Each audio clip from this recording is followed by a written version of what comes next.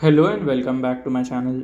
In today's video, I will show you how to download and install the Toyota Financial Service app. So let's get started. So to download and install the Toyota Financial Service app, you have to follow this easy step. So if you are an Android user, you should must use your Google Play Store, and if you are an iOS user, you can use your Apple Store as well. Okay. So here you have to go and search for the Toyota Financial Service. Search for Toyota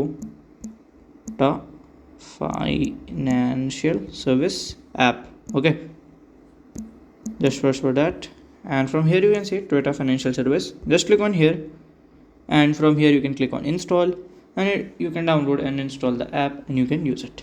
So if you have any question, you can let me know in my comment section, and if you find this video helpful, make sure you like, subscribe and share the video. Thank you for watching.